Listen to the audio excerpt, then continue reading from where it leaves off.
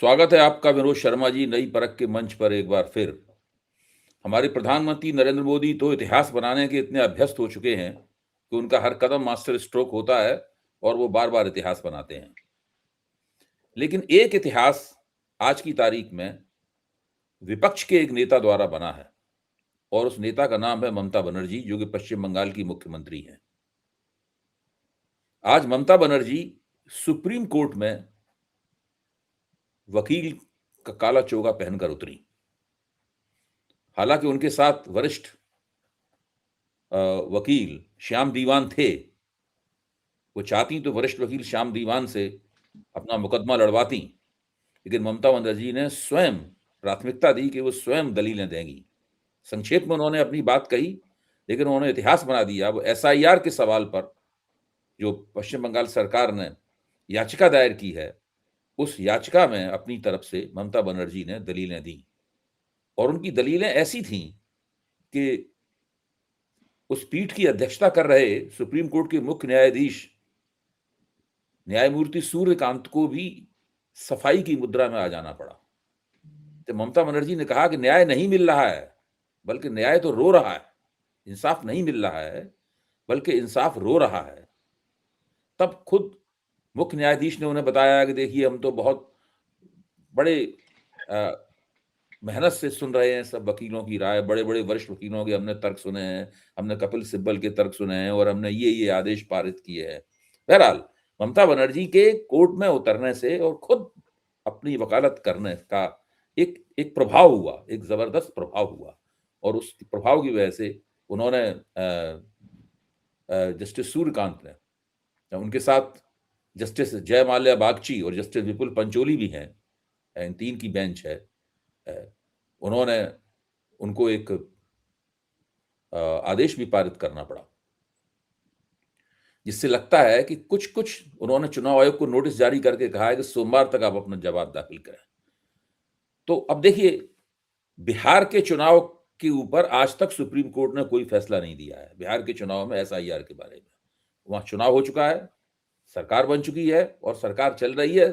सरकार पुरानी हो जाएगी, उनका आदेश सुप्रीम कोर्ट का नहीं आएगा।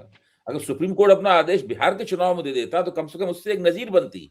उससे वो दूसरे राज्यों में जो एसआईआर संबंधी विवाद हैं, उन विवादों का निपटारा हो सकता था, या चुनाव आयोग के सामने कुछ बंदिशें लगती, कुछ मर्यादाएं लगती चुनाव आयोग के सामने।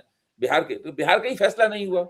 अब तो खुद ममता बनर्जी चूंकि मैं कानूनी मैदान में उतर आई, अदालत में उतर आई, तो इससे एक उम्मीद बनती है कि शायद बंगाल की एसआईआर के याचिका के बहाने एसआईआर के ऊपर सुप्रीम कोर्ट का कोई फैसला आ जाए।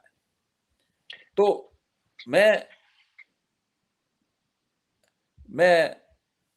विनोद जी आपसे पूछना चाहता हूं कि ये जो ममता बनर्जी ने इतिहास बनाया है, इसको आप किस दृष्टि से देखते हैं?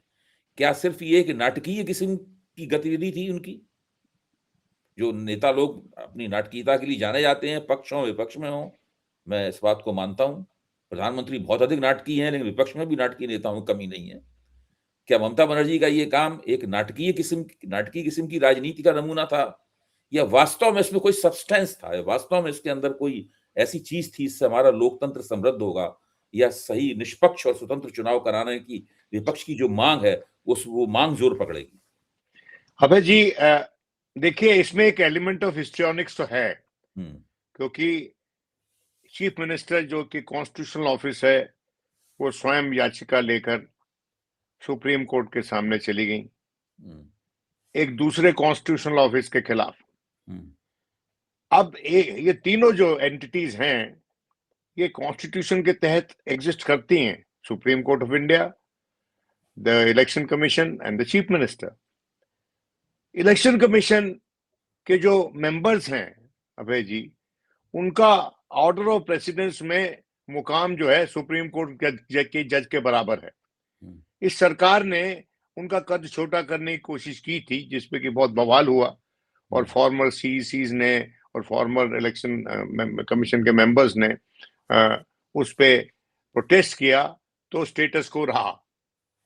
अभी वो सुप्रीम कोर्ट के जज के बराबर उनका मुकाम है और सुप्रीम कोर्ट की जो अपनी जजमेंट्स हैं, उनके तहत अभय जी जब एक बार इलेक्शन अनाउंस हो जाता है, इलेक्शन मोड में कोई स्टेट चली जाती है या देश चला जाता है, तो उसमें उस दौरान सिर्फ इलेक्शन कमीशन की चलती है और उसमें कोर्ट्स भी इंटरफेयर नहीं करती।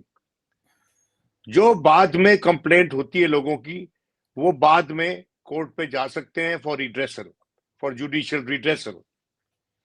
लेकिन अभी इलेक्शन मोड में वेस्ट बंगाल नहीं गया है, मॉडल कोड ऑफ कंडक्ट नहीं लगा है, और सही समय पे ममता बनर्जी ने पेशरफ्त की है, और मैं समझता हूं इसकी बहुत जरूरत थी। ये कितनी बदकिस्मती की बात है कि एक कॉन्स्टिट्यूशनल ऑफिस जो है उसको अब जवाबदेह बनना पड़ेगा सुप्रीम कोर्ट के सामने कि एक प्रक्रिया आपने शुरू की है जिसमें कि कहने को तो आप वोटर्स लिस्ट को क्लीन अप कर रहे हैं, उसको स्ट्रीमलाइन कर रहे हैं, उसको ईमानदार बना रहे हैं, लेकिन जिस तरीके से आप कर रहे हैं उसकी ईमानदारी पे बड़े प्रश्न चिन्ह हैं। अब जैसे 8,000 से ऊपर माइक्रो ऑब्जर्वर्स लगा रखे हैं बाहर की स्टेट से लाके। आज ममता बनर्जी ने सवाल भी उठाया। ये सवाल बड़ा अहम सवाल है अभय हाँ। जी, क्योंकि अगर आपको याद हो जरा कि माइक्रो जो बाहर ऑब्जर्वर्स क्या होते हैं ये बता दीजिए थोड़ा दर्शकों के लिए। ये माइक्रो ऑब्जर्वर्स जो हैं उनका काम ये है, वो माइक्रो ऑब्जर्वर्स वो सब काम करेंगे जो काम जैसे बीएलओ करता है हाँ, या हाँ। और जो नियुक्त अधिकारी हैं वो करते हैं, जो इलेक्शन कमीशन की जो पुरानी प्रक्रिया है उसके तहत। लेकिन ये माइक्रो ऑब्जर्वर्स लगा दिए गए हैं, ये अपने दफ्तर में बैठकर और वो ऊपर नीचे कर सकते हैं नाम इलेक्शन की, वो वोटर लिस्ट के, जो कि सही नहीं है। मतलब वोटर और लिस्ट में हेरफेर किया जा सकता है माइक्रो ऑब्जर्वर्स के जरिए। माइक्रो ऑब्जर्वर के जरिए उसको टेम्पर किया जा सकता है। ये बात ममता बनर्जी ने कही है, और उन्होंने ये भी कहा है कि आपने जो हमारे बीएलओ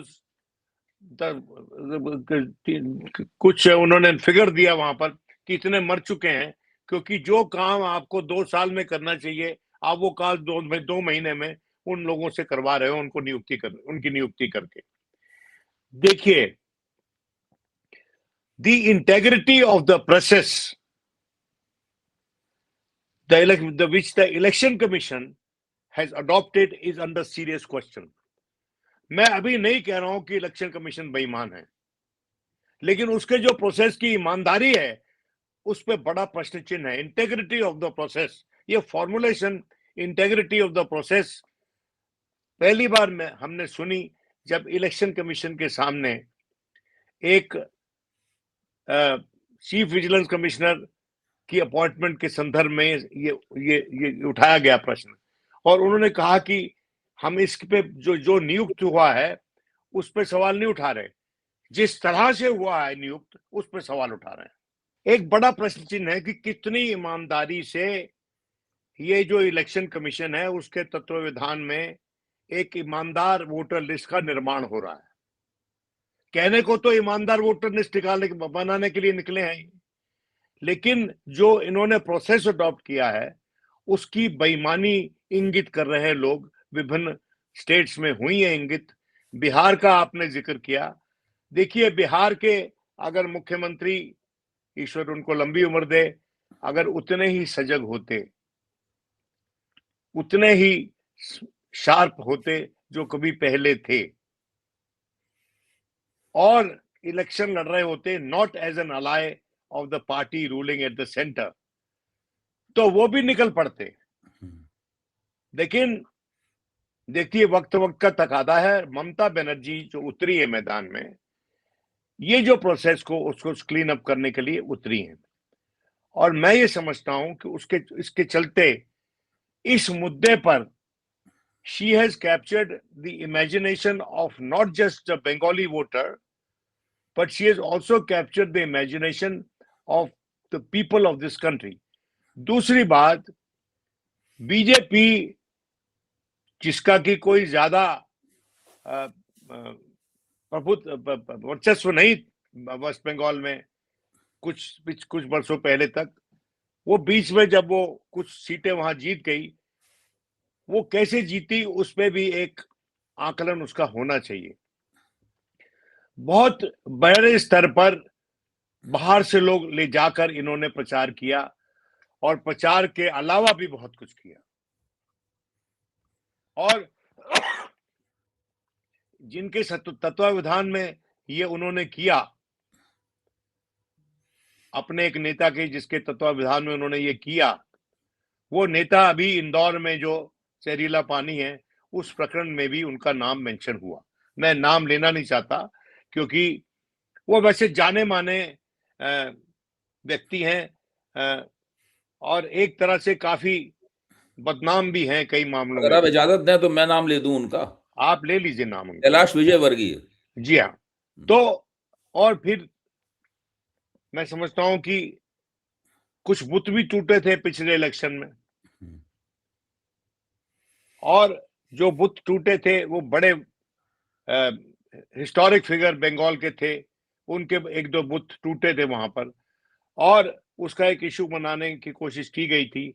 लेकिन सच्चाई ये थी कि बाहर के जो लोग आए थे उन्होंने वो कारनामा अंजाम दिया था उसको। देखिए,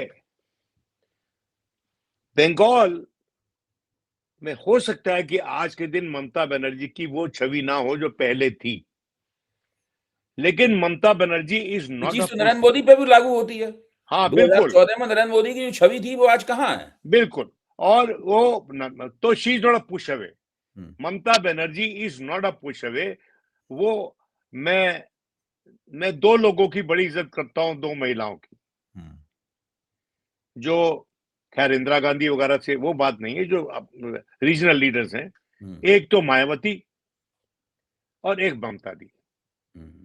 जिन कठिनाइयों से गुजर कर इन महिलाओं ने अपने आप को स्थापित किया, मुख्यमंत्री के पद तक पहुंची, वो काबिले तारीफ था। और उनकी जो टेनेसिटी ऑफ पर्पस है, उसी ने डिफीट किया उनके विरोधियों को। और यह नमूना एक और है ममता बनर्जी की टेनेसिटी ऑफ पर्पस का, कि जिस बात पे वो लग जाएंगी उसको छोड़ेंगे नहीं, किसी भी हद तक जाएंगी। और आप देखिए कि आगे आगे होता है क्या। और ये जो माइक्रो ऑब्जर्वर्स वाला इशू है, ये दूर तक फैलेगा। उन्होंने ऑलरेडी सवाल उठा दिए हैं कि ये जो SIR है, ये असम में क्यों नहीं हो रही, उसके कुछ कारण है, और नॉर्थ ईस्टर्न स्टेट्स में क्यों नहीं हो रही। लेकिन वो जवाब मांग रही हैं। और जो आधार कार्ड वाली बात है, उस पर कोर्ट ने उनको कहा कि भाई हमने वो जजमेंट उस पर रिजर्व किया हुआ है, तो उस पर हम आपको कुछ नहीं बोल सकते। लेकिन उनकी बात सुनी पूरी कोर्ट ने, और मैं समझता हूं इट्स अ बिग अचीवमेंट, क्योंकि ये वो इलेक्शन कमीशन है जो लोगों को अपॉइंटमेंट नहीं देता था, विरोधियों को, विरोधी पक्षों को अपॉइंटमेंट नहीं देते थे। ये राजीव कुमार के टाइम में अपॉइंटमेंट नहीं दिया उन्होंने। और ये जो अभी आए हैं ज्ञानेश कुमार जी, ये तो भी उनसे भी 2 कदम आगे हैं। और उनका अपना जो किस तरह से ही is benefiting because of his loyalty to the party in power, मैं समझता हूं कि वो भी दुनिया जानती है। तो ये भले ही हो जाए कि उसकी इलेक्शन कमीशन की, हमें एक पाक साफ इलेक्शन कमीशन की जरूरत है। ऐसे इलेक्शन कमीशन की जरूरत है जिसकी सब इज्जत करते हों, और हम सबको इलेक्शन कमीशन की इज्जत करनी चाहिए। लेकिन भले ही आप कॉन्स्टिट्यूशनल बॉडी हैं या नहीं है, respect has to be earned.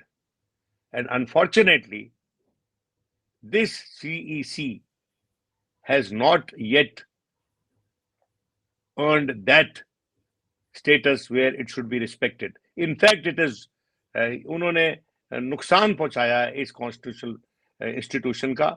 जो बाकी 2 इलेक्शन कमिश्नर हैं, उनका तो कोई नाम ही आता ही नहीं। मतलब 3 इलेक्शन कमिश्नर हैं, उनकी जॉइंट रिस्पॉन्सिबिलिटी नहीं है क्या? He is the first amongst the equals. पर बाकी 2 का कोई आवाज नहीं है, या आवाज है भी तो ये सुनते नहीं है। और अगर वो आवाज बुलंद होनी चाहिए, उतनी बुलंद नहीं है आवाज उनकी। इसका क्या कारण है? तो मुझे लगता है कि पूरी व्यवस्था जो इलेक्शन कमीशन की बनी है, वो शक के दायरे में आज के दिन खड़ी है, और अच्छा, अब तो ज्यादा खड़ी है। बिल्कुल। देखिए, जब किसी राजनेता को राजनीति करने की बजाय, अगर कोई मुख्यमंत्री है, अगर वो प्रधानमंत्री है, मुख्यमंत्री है, बड़े संवैधानिक पद के ऊपर है, चुनाव हुआ, तो उसके पास बहुत तरह-तरह के काम होते हैं। अगर उसको अपने मामले की वकालत करने के लिए अदालत में उतरना पड़े कुछ, तो निश्चित रूप से ये उसकी एक रणनीति है।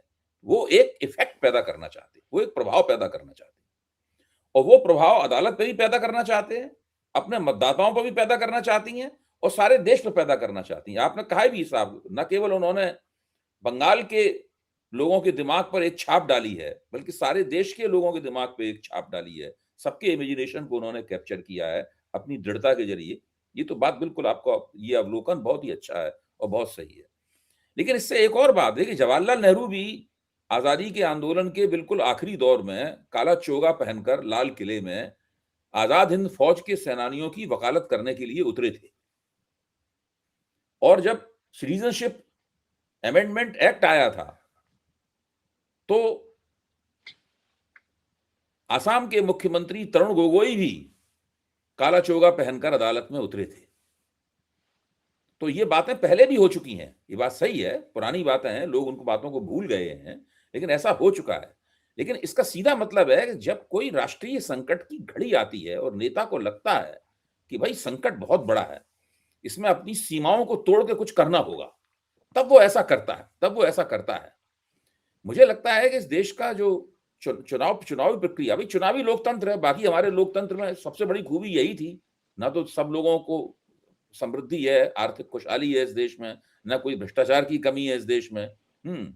इफरात अगर किसी चीज की है तो वो भ्रष्टाचार की और मिस गवर्नेंस की इफरात है इस देश में। उसमें भी चुनावी लोकतंत्र की बहुत बड़ी खूबी थी कि चुनाव होता है बढ़िया तरीके से, सत्ता हस्तांतरण में कोई समस्या नहीं होती, जो जीतता है सब लोग उसकी इज्जत करते हैं। 30% वोटों में जीता हो चाहे 35% वोटों में जीता हो, सब लोग कहते हैं यही हमारा प्रधानमंत्री, यही हमारा मुख्यमंत्री है। वो चीज बदल गई इस देश में। इसका मतलब है कि चुनावी प्रक्रिया, चुनावी लोकतंत्र है, उसकी साख खतरे में है। ये राष्ट्रीय संकट की घड़ी है। जी देखिए, ऐसा है कि एक बात तो मैं आपको ये बताऊं कि एक कहावत है, लीडिंग फ्रॉम द फ्रंट। जी कुछ मरहले आते हैं when the leadership has to lead from the front, और ममता बनर्जी आज के दिन is leading from the front हर challenge to the processes adopted by the election commission to in carrying out the SIR. She is leading from the front. और इसका असर होता है और होगा। दूसरी बात कि क्या ममता बनर्जी ड्रामा कर रही है? Is she engaging in histrionics? देखिए, ये जो डिबेट है ना जो आपने रेज की है कि the means to the objective, the means to the goal, everything is fair in love and war and politics. जहां तक कि बेईमानी नहीं हो रही उस प्रोसेस में, अपने पक्ष को ज्यादा जोर से, ज्यादा ड्रामेटिकली, मन लुभावने वाले तरीके से अगर आप रखेंगे तो आपको जनता सुनेगी। और इसमें महारत तो भारतीय जनता पार्टी को स्वयं हासिल है। ना सिर्फ उनके वरिष्ठ नेता, वरिष्ठतम नेता माननीय प्रधानमंत्री, बल्कि उनके और नेतागण भी इसमें बहुत निपुण हो गए हैं और उन्होंने बहुत से लोग चुने हैं, तो ये मेरी व्यक्तिगत ऑब्जर्वेशन है, जो कि वो रखते हैं, they have this talent for histrionics, for dramatics. है कई लोग उनमें, भले ही वो बहुत अच्छे पार्लियामेंट में बहुत अच्छे प्रखर वक्ता नहीं है, लेकिन जो कुछ कार्यकलाप वो वहां कर लेते हैं उसके जरिए वो अपनी बात ऊपर तक पहुंचा देते हैं, जनता का ध्यान आकर्षित कर लेते हैं। तो कोई वैक्यूम में थोड़ी पॉलिटिक्स होता है जी। एंड अगर मेरा कोई बड़ा मुद्दा उसके खिलाफ मैं आवाज उठा रहा हूं, अभय जी, I have to ensure that my voice is not a voice in wilderness. बीहड़ में आवाज नहीं होनी चाहिए मेरी, बीहड़ में से निकलकर आवाज जनता को सुनाई देनी चाहिए। और ये जो तरीका ममता बनर्जी ने अपनाया है जी, इससे ना सिर्फ जज साहिबान ने सुना, ये उन लोगों ने, माइक्रो ऑब्जर्वर्स ने भी सुन लिया होगा जो नियुक्त हुए, और जो BLO नियुक्त हुए उन्होंने भी सुन लिया होगा, और बहुत से लोग वो लेके आई साथ में, जो पूछते हैं ना भाई, अरे आप कहते हो टेम्परिंग हुई है, बदला हुआ है, लाइए किसका नाम कटा है, वो लेके आई उनको साथ में। तो उसके पास वो कार्डर है अपनी स्टेट में, उसके पास वो कमिटमेंट है अपनी स्टेट में, उसके पास वो सपोर्ट बेस है अपनी स्टेट में, जिसके चलते ममता बनर्जी वो कुछ कर पा रही हैं जो संभव नहीं हुआ और पॉलिटिकल पार्टीज के लिए, बदकिस्मती से तेजस्वी के लिए भी नहीं संभव हुआ बंगाल में। और दूसरी बात, बंगाल से कंपैरिजन उपयुक्त नहीं है अभय जी, फॉर द सिंपल रीजन कि जो लालू यादव का परिवार है उनको तो इन्होंने बदनाम कर दिया, पर्याप्त रूप से बदनाम किया, और आज से नहीं शुरू किया बदनाम करना। जब वो मुख्यमंत्री बने थे और उसके बाद उनको पद का त्याग करना पड़ा, वो तब से लेकर अब तक ये प्रोसेस चल रहा है। और वो कहते भी हैं कई बार, लालू यादव ने कई बार बोला भी है कि मुझे तो कभी सुकून से राज ही नहीं करने दिया गया बिहार में, और जुड़ी हुई स्टेट्स हैं दोनों। और दूसरी बात कि ममता बनर्जी के पास वो क्रेडिबिलिटी है, ममता बनर्जी के पास वो ह्यूमन रिसोर्स है जिसके जरिए वो लड़ सकती है। उनके पास कल्याण बनर्जी है, उनके पास अभिषेक बनर्जी है, उनके पास महुआ मोइत्रा है, उनके जो एक एक आप मेंबर पार्लियामेंट देखो, एक से एक निपुण ब्राइट शार्प लोग हैं। वो सेंस ऑफ हिस्ट्री रखते हैं, बात करने का सलीका रखते हैं, डेरेक ओब्रायन। तो उनके पास ह्यूमन टैलेंट की कमी नहीं है। और वो सब लोग जो है वो इस बात को एडमिट, जैसे इंदिरा गांधी के लिए लोग लड़ते थे ना, ये जो इंदिरा गांधी के चरणों में ट्रेन हुई लड़की जो है ममता बनर्जी, माफी चाहता हूं, महिला जो है, वो उसने इंदिरा गांधी की स्टाइल में पॉलिटिक्स कर रही है। बिल्कुल। बेलची में गई थी कि ना, उतर के सड़क पर उतरी थी कि नहीं इंदिरा गांधी? बिल्कुल बिल्कुल बिल्कुल। जब संजय गांधी का अरेस्ट हुआ, मुझे याद है कि संजय गांधी अरेस्ट को करके ले जा रहे थे, तो वो उससे बोल रही थी अपने बेटे से कि तुम्हारा राजनीतिक पुनर्जन्म है, इससे लड़ाई करो अब तुम, you must fight, when he was arrested and being taken away. उसको जब मुर्गी चोरी पर उसको निष्कासित करने की बात की गई, तो जितनी भी गलतियां जनता पार्टी के रिजीम में हुई, इंदिरा गांधी ने उसका इस्तेमाल किया। ममता बनर्जी जितनी भी गलतियां केंद्र आज के दिन कर रहा है vis a vis West Bengal, vis a vis her government, vis a vis the election process and vis a vis 20 other things, वो उसका इस्तेमाल कर रही है, उसको हाईलाइट कर रही है और डर नहीं रही। देखिए, बाकी लोग तो डरे हुए हैं सारे कि किसी कोई ईडी मेरे पीछे ना छोड़ दे, मेरे पीछे सीबीआई ना छोड़ दे। लेकिन ये महिला जो है, जिसका अपना व्यक्तिगत जीवन पाक साफ है, अभी बाथरूम चप्पल में ही आई थी इलेक्शन राजनीति करने, अभी भी बाथरूम चप्पल में है और कॉटन की साड़ी में है, और वहीं रहती है पुराने घर में जहां से उसकी राइज हुई। तो इसने कोई अपने लिए हासिल नहीं किया। ये बात सच है कि इलेक्शन में बहुत से काम ऐसे करने पड़ते हैं धन अर्जित करने के लिए, पार्टी के लिए और चीजों के लिए। वो सब आरोप लगते हैं उन पे कि उनका जो पॉलिटिक्स करने का जो स्टाइल है और उनके जो कार्डर जो है, उन्होंने सीपीएम के लाइंस पे डेवलप किया उस कार्डर को। लेकिन आज के दिन लगता है कि हर पार्टी को उसी लाइन पे डेवलप करना चाहिए कार्डर, जो लड़ सके, जो बाहर से लेके जाती है, जो स्टॉर्म ट्रूपर्स बाहर से लेके जाती है, जो केंद्र में सत्तारूढ़ दल है, उनके साथ भिड़ने के लिए कोई लोग चाहिए ना। और भिड़ेंगे कौन? भिड़ेंगे वही लोग।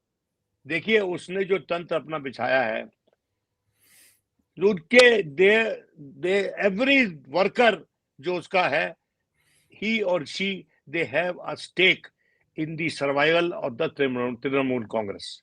They have developed a stake in the survival of Trinamool Congress. और जब तक ये नहीं होगा, कांग्रेस को भी सीख लेनी चाहिए कि कांग्रेस के सर्वाइवल में कांग्रेस के वर्कर का स्टेक जब तक पैदा नहीं होगा, जब तक आपका कार्डर मजबूत नहीं होगा और बीजेपी से लड़ने के लायक नहीं होगा।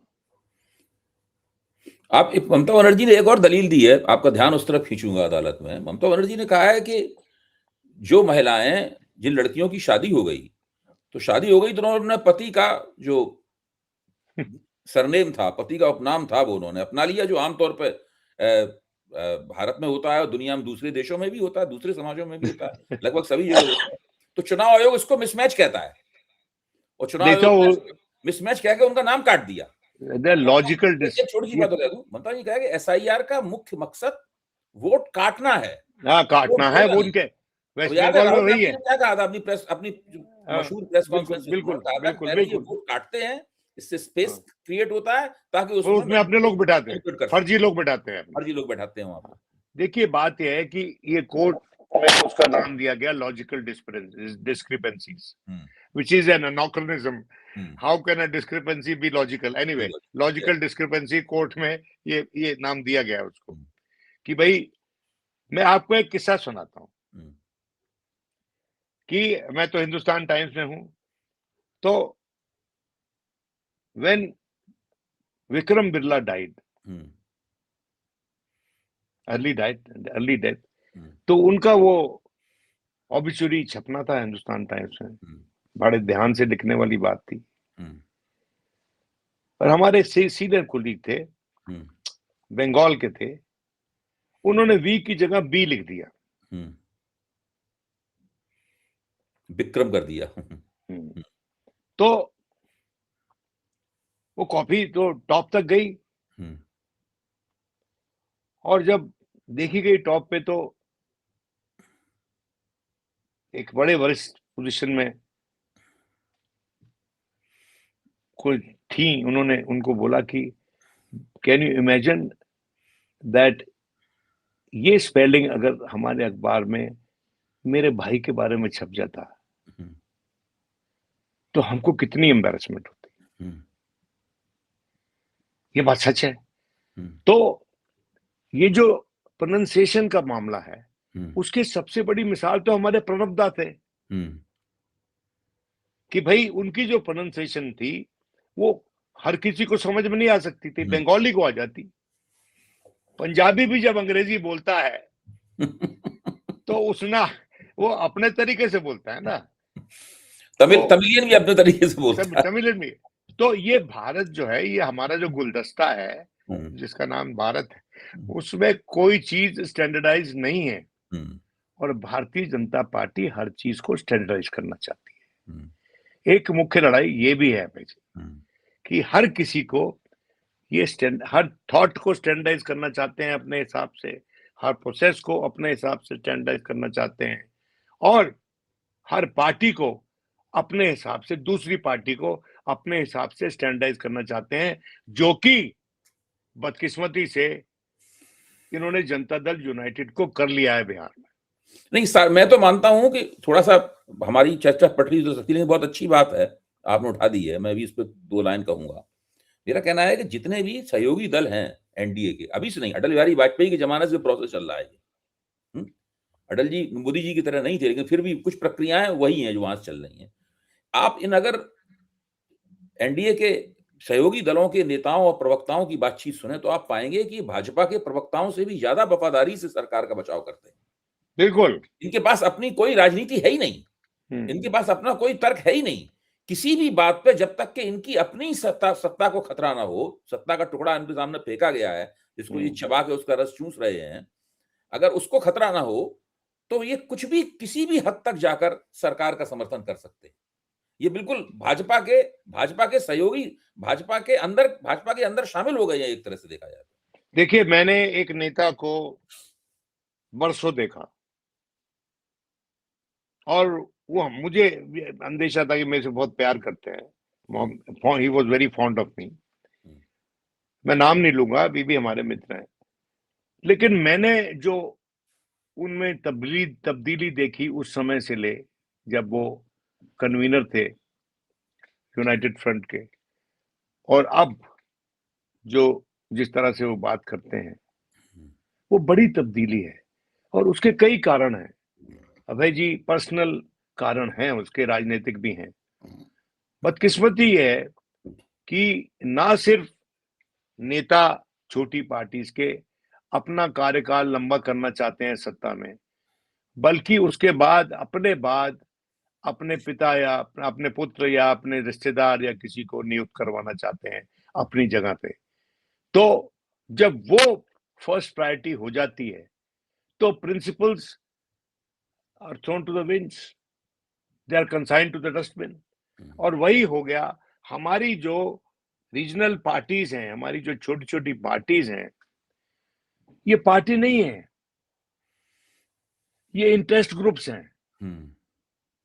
ये सोशल इंटरेस्ट ग्रुप नहीं है, ये वेस्टेड इंटरेस्ट ग्रुप्स हैं। देखो पहले जो ये छोटी छोटी पार्टीज थी अभय जी, ये पार्टी हम मानते थे कि ये पार्टीज, इनके चलते इनको स्टेक इन पावर देंगे तो भारत मजबूत होगा और फिजिपेरस टेंडेंसीज पे कंट्रोल होगा।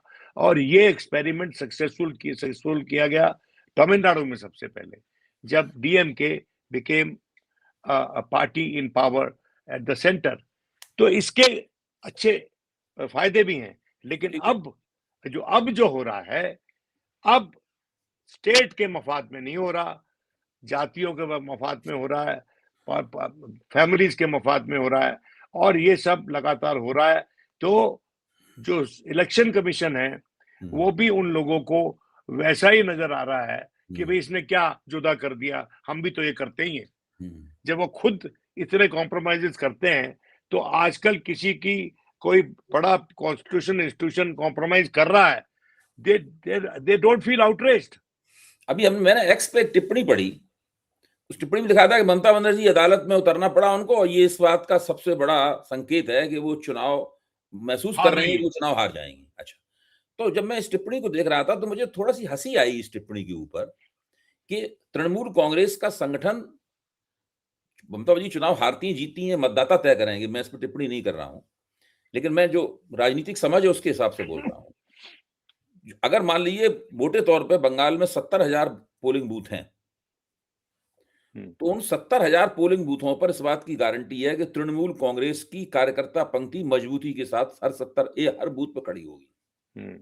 उसके पास कार्यकर्ताओं की कोई कमी नहीं है, कमी नहीं है, प्रतिबद्ध कार्यकर्ताओं की, निष्ठावान कार्यकर्ताओं की कोई कमी नहीं है। और जहां तक मेरी जानकारी है, भारतीय जनता पार्टी के पास बंगाल में इतना सशक्त संगठन नहीं है कि वो 70,000 बूथों के ऊपर खड़ा हो सके। भाजपा की हैसियत बंगाल में औकात 40,000 बूथों से ज्यादा की नहीं है। 30,000 बूथों में तो ममता बनर्जी बिना कहे हुए भाजपा से आगे है। तो भाजपा वहां जो हल्ला गुल्ला मचाती है, चुनाव नतीजा निकलता है तो हार जाती है, लगातार हार रही है वहां पे। जैसे गरजते हैं वो बरसते नहीं। देखिए मेरी बात सुनिए कि ये इसीलिए बाहर से इंपोर्ट करते हैं लोगों को, और ऐसे ऐसे लोगों को ले जाते हैं वो जब वहां जाकर अराजकता फैलाए और आरोप लगे वहां की रूलिंग पार्टी पे, तृणमूल कांग्रेस पे। तृणमूल कांग्रेस के अपने वर्कर भी करते हैं ये सब काम, ये इसमें दो राय नहीं है। लेकिन वो जैसे कहते हैं ना कि बद से बदनाम बुरा, तो उस का फायदा बीजेपी वहां उठाने की कोशिश करती है। लेकिन उनको ये नहीं पता कि वहां पर जो उनका काडर है तृणमूल का, वही उसकी सबसे बड़ी स्ट्रेंथ है। जिस तरह से सीपीएम का काडर ही उसकी सबसे बड़ी स्ट्रेंथ था जब तक सीपीएम ने राज किया। और सीपीएम का काडर जो कि आइडियोलॉजिकली मोटिवेटेड था एक स्टेट पे, वो उसमें भी बहुत विकार उत्पन्न हुए और उसमें भी आइडियोलॉजिकल डाइल्यूशन हुआ, और वहां पर भी बहुत से ऐसे मसलमैन और वेस्टेड इंटरेस्ट घुस गए, जिसके चलते जिस मार्क्सिस्ट का पतन हुआ उस स्टेट में, और जिसका भरपूर इस्तेमाल ममता बनर्जी ने किया। ये बात सच है कि आज के दिन Mamata Banerjee has a strong कार्डर, लेकिन उनको ये ध्यान रखना पड़ेगा कि जिस तरह से मार्क्सिस्ट पार्टी का पतन हुआ, कहीं उस तरह से उनका पतन वेस्ट बंगाल में ना हो जाए, और she has to take care of that. और मैं ये समझता हूं कि आज के दिन ममता बनर्जी जो है अपने दम पर लड़ रही है, लेकिन एक समय आएगा उनको अपने काडर के दम पर लड़ने की जरूरत पड़ेगी, और उस वक्त उनके पास जो काडर होगा, वो काडर जो है वो आइडियोलॉजिकली मोटिवेटेड होना चाहिए, और वो इलेक्शन जीतने के लिए नहीं, लोकतंत्र को जिंदा रखने के लिए भी उनके एफर्ट्स होने चाहिए, जो कि आज के दिन उसमें डाइल्यूशन हम देख रहे हैं हर पॉलिटिकल पार्टी में। अब एक तो आखिर इस चर्चा का आखिरी दौर, आखिरी वक्त आ गया है। एक एक और बात पे आपकी ध्यान खींचूंगा। जी बीजेपी का जो बंगाल में उभार हुआ है, उस उभार ने एक ऐसी परिस्थिति बनाई है, मैं समझता हूं उसका लाभ ममता बनर्जी को हुआ है। ठीक है, बीजेपी का बंगाल में उभार हुआ है, लेकिन उससे क्या हुआ है कि बंगाल में दो पक्ष बन गए हैं केवल। टू पार्टी हाँ सिस्टम बन गया है बंगाल में।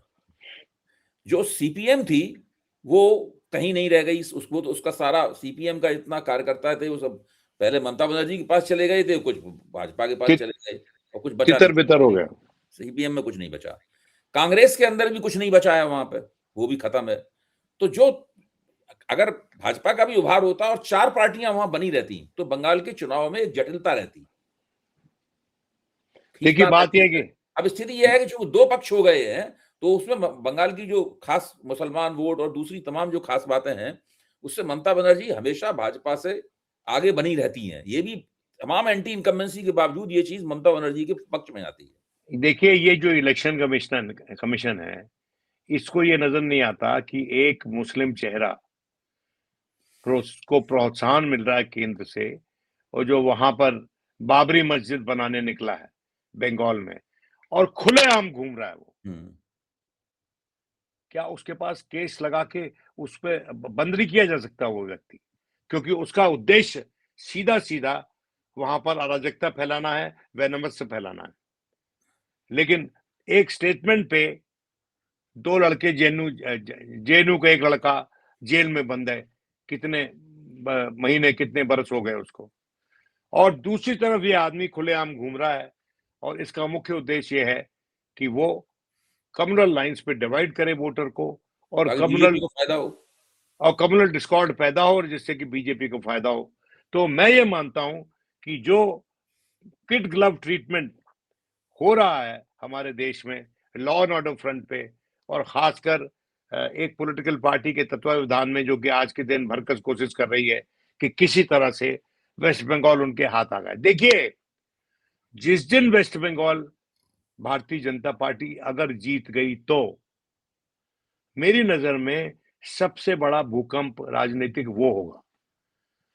गुजरात में उनका सत्ता में बने रहना बड़ा भूकंप नहीं है, उत्तर प्रदेश भी बड़ा भूकंप नहीं है इस मुकाबले की। वेस्ट बंगाल, उसकी जो तरबियत है उस स्टेट की, वो कुछ ऐसा हो जाएगा कि एक पढ़ा लिखा प्रांत जो है, वो धर्म और वैनवस्य की धारा में बह जाएगा। और ये अगर हो गया, तो मैं समझता हूं कि हमारे देश को बड़ा नुकसान होगा, because the intellectual asset of India, जो कहते थे ना कि what Bengal thinks today India thinks tomorrow, और वहां पर जो इतने बड़े बड़े लोग वहां पर उस प्रांत में पैदा हुए, इतने बड़े बड़े लेखक पैदा हुए, इतने बड़े बड़े विचारक पैदा हुए, इतने बड़े बड़े फ्रीडम फाइटर्स पैदा हुए, वो अगर उस राह पर निकल जाता है ये प्रदेश, तो देश का बड़ा नुकसान होगा। और मैं समझता हूं कि जो लड़ाई लड़ रही है आज के दिन ममता बनर्जी, उसकी हर बात का तो हम समर्थन नहीं कर सकते हैं, लेकिन उसकी लड़ाई का रेजन दी एतरे जो है, उसकी लड़ाई का जो मूल है, उसमें तो हम उसको सपोर्ट कर सकते हैं कि भाई वो लड़ाई लड़ रही है एक क्लीन इलेक्टोरल लिस्ट के लिए। वो लड़ाई लड़ रही है कि जो लोगों के पास वोट का अधिकार है सही तौर पे, उनके पास वो वोट का अधिकार रहे, और उस अधिकार को बचाव करने के लिए, संरक्षण करने के लिए हर पॉलिटिकल पार्टी को, हर लीडर को इसी तरह से जमीन पर उतरना चाहिए। उसको अखिलेश यादव को उतरना चाहिए उत्तर प्रदेश में, और जितने भी रीजनल लीडर्स और हैं, स्टालिन को उतरना चाहिए। स्टालिन भी उतरेगा। देखिए मेरी बात सुनिए, ये स्ट्रॉन्ग कार्डर वाली पार्टी है, अखिलेश यादव, ममता तृणमूल बनर्जी, कांग्रेस, स्टालिन। डीएमके, ये इनके पास कार्डर बड़ा स्ट्रांग है, और काफी काफी हद तक अब भी आइडियोलॉजिकली मोटिवेटेड कार्डर है। तो मैं समझता हूं कि जो टेस्ट केस है वेस्ट बंगाल, अगर इसका जो रिजल्ट निकलेगा, मतलब in terms of the court battle and other battle, तो उसका असर समस्त भारत में होगा। खासकर इसलिए होगा कि खूब लड़ी मर्दानी वो तो बिल्कुल, आगे नहीं बहुत-बहुत बोलना चाहिए। बिल्कुल। मैं समझता हूँ खूब लड़ी मर्दानी ममता के बारे में हम कह सकते हैं। बिल्कुल। मैं उसको I may be sounding as a blinkered fan of Mamata Banerjee, लेकिन मैं समझता हूँ कि वो सैल्यूट करना उनको ज़रूरी है कि बिल्कुल। ममता बनर्जी कई बार बहुत गलत बातें कर देती हैं और काफ़ी हद तक जो बीजेपी का उत्थान हुआ, उसमें भी उनका कंट्रीब्यूशन है ममता बनर्जी का। हुँ, वो कई बार बीजेपी अटल जी के टाइम में बीजेपी की अलायंस में थी वो, हुँ, लेकिन अब वो पॉलिटिकल वो बीजेपी बची नहीं। हुँ, अटल जी वाली बीजेपी बचे नहीं और हुँ। जो मोदी जी वाली बीजेपी है, वो हर किसी को हज़म हो नहीं सकती। बिल्कुल ठीक है। बहुत-बहुत धन्यवाद विनोद जी। बहुत ही उम्दा चर्चा की हम लोगों ने और लगभग इस घटनाक्रम के सभी पक्षों को हम लोगों ने छुआ। अभी तो घटनाक्रम की ये मैं समझता हूँ उसका मध्य भाग भी नहीं आया है। अभी तो हाँ, ये कहानी जो हाँ, है अभी आधी भी हाँ, नहीं हुई है। पूरी हाँ, होने हाँ, में तो अभी काफ़ी समय है। हम लोगों को हाँ, इसमें कई चर्चाएँ करनी पड़ेंगी। हाँ। धन्यवाद। Okay, bye-bye. बाय-बाय।